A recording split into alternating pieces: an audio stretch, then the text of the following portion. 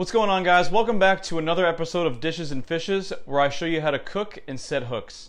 In today's episode, we're going to make one of the most simple and delicious 4-ingredient desserts, only we're going to put a little bit of a fall twist on it, and that's pumpkin creme brulee.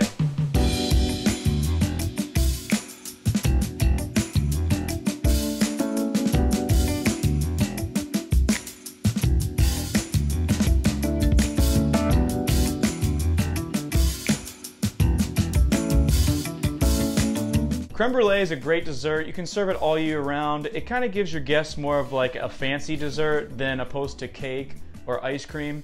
I'm not a hater of cake or ice cream, by the way, but I think a dessert like this generally is better received because it makes your guests feel a little bit fancier. And it's super easy. Traditional creme brulee is only 4 ingredients: heavy cream, egg yolks, sugar, and vanilla. What?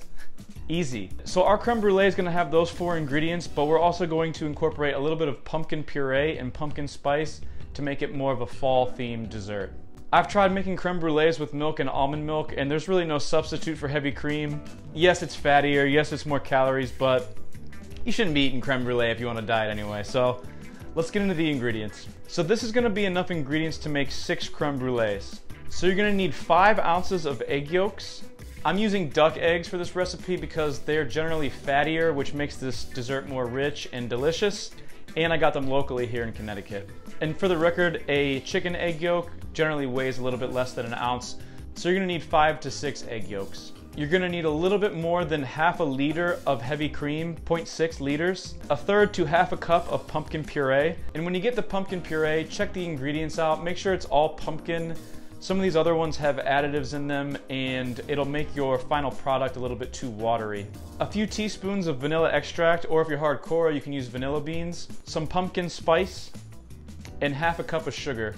Yeah, that's a lot of sugar, and you could probably substitute it with some monk fruit or stevia or some other artificial sweetener, but who cares? It's creme brulee, we're going legit. So the first thing I'm gonna do is heat my heavy cream. And you want to heat this just till it comes to a boil. You don't want to hard boil this and risk it breaking on you. While that's heating up, I'm going to put my egg yolks in a bowl.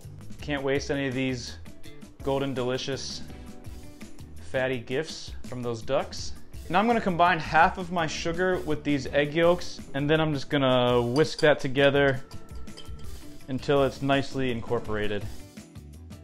So to my heavy cream, I'm going to add a few teaspoons of vanilla extract. I'm going to add the remaining sugar, which is again a 1/4 cup. I'm going to add 1 to 2 teaspoons of pumpkin spice, and I'm going to add my 1/3 to 1/2 cup of pumpkin puree. So my cream, pumpkin, sugar, awesome mixture is now complete. I'm just going to give that a whisk, and I'm going to let that heat up to just below boiling. And now before this gets too mouth-scorching hot, I just want to taste it and make sure that it is pumpkin-y enough.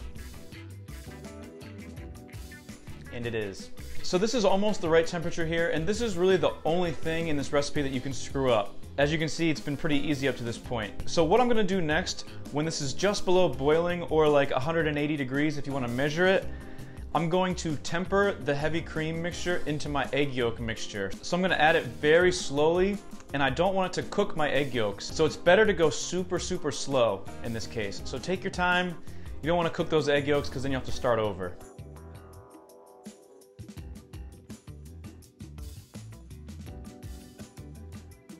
Okay, so I have my complete pumpkin creme brulee mixture here. Now I'm going to strain it through a fine sieve, just to eliminate any lumps that you might have created with your tempering. And also I want to get rid of some of this foam so my creme brulee is a little bit more dense. Alright, so my pumpkin mixture is now complete, it's strained, it's ready to get portioned out into these ramekins. This should be enough for 6+ creme brulees. I only own 4 ramekins, played myself. But either way, I want to lightly spray these ramekins just to help out when I go to clean these out.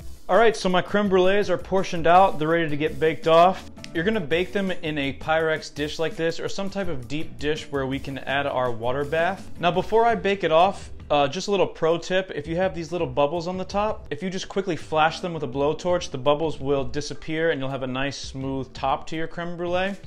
Okay, so like I said, I'm gonna put my creme brulees on the tray first and then dump the water in because it can be a nightmare transferring it from the table to here with the water in it sometimes. Then I'm gonna bake it off at 325 degrees Fahrenheit for 45 minutes to an hour, depending on the jiggliness. So I'm gonna monitor it throughout the cook. I'm gonna give it a little shake. If it's still jiggly, I'm gonna leave it in. You definitely don't wanna overcook the creme brulees, so I take them out just when it's barely jiggly.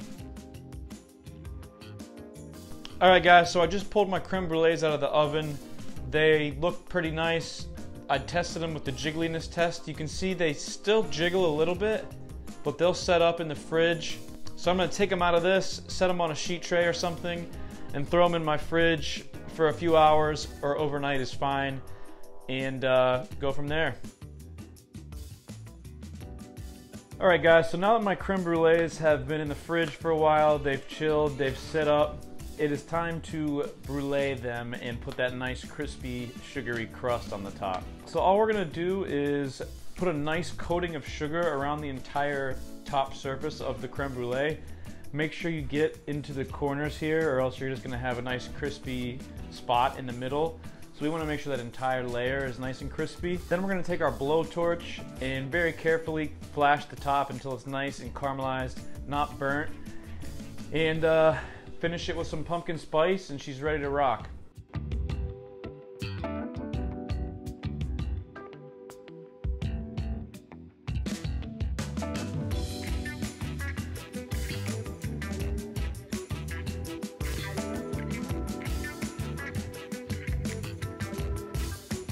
You can do this in the oven as well. You can broil these in the oven, but I definitely recommend having a blowtorch in your cooking arsenal because you can do a lot of cool stuff like this.